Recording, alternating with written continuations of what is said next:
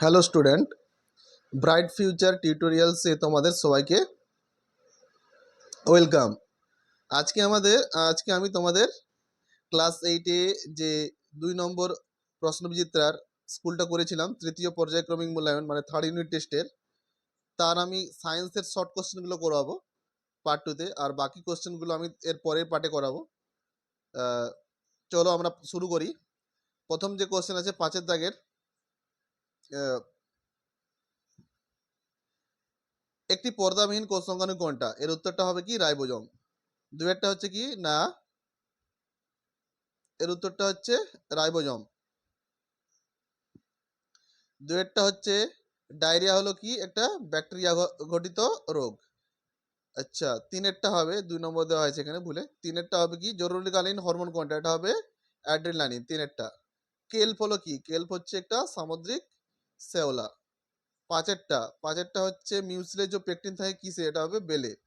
তাহলে এগুলো হচ্ছে 5-এর দাগের কোশ্চেনগুলো। 6-এর দাগে দেখো, 6 মিক্স রয়েছে, ঠিক ভুল মিশিয়ে রয়েছে, আর শূন্যস্থান পূরণ রয়েছে। চলো শূন্যস্থানগুলো পূরণ করি। ড্যাশ হরমোনকে বৃদ্ধি পোষক হরমোন বলে? এটা হচ্ছে গ্রোথ হরমোন বা সোমাটোট্রপিক হরমোনকে। ড্যাশ গাছের ফল তরমুজের মতো, এই ড্যাশগুলো আমি কালারিং করেছি, সাগর ও গাছের ফল তরমুজের মতো। তারপর দেখো বিয়ের দাগের কোশ্চেনগুলো। হাতির দেহের কোষ ইঁদুরের দেহের কোষের তুলনায় অনেক বড়, এটা হচ্ছে ভুল হবে। আর হাঙর হলো নরম হাড়ের মাছ, এটাও ভুল। সিয়েরটা একটি বাক্যের উত্তর দাও। কে কত সালে প্রথম অ্যান্টিবায়োটিক আবিষ্কার করেন? এটা হবে 1927 সালে স্যার আলেকজান্ডার ফ্লেমিং। 6-টা নয়নতারা কি জাতীয় উদ্ভিদ? বহুবর্ষজীবী গুল্ম জাতীয় উদ্ভিদ।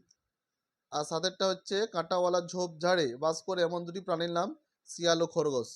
তাহলে ফ্রেন্ড, এই যে স্কুলের এইগুলো আমি শর্ট কোশ্চেনগুলো করে দিলাম, কারণ তোমাদের ভিডিওগুলো অনেক বড় হয়ে যাচ্ছে, তোমাদের দেখতে অসুবিধা হচ্ছে, তাই পরের পার্টে আমি যে লং কোশ্চেনগুলো আছে সেগুলো আমি করে দেবো।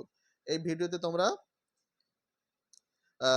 যদি তোমাদের ভালো লেগে থাকে অবশ্যই একটা কমেন্ট করো, লাইক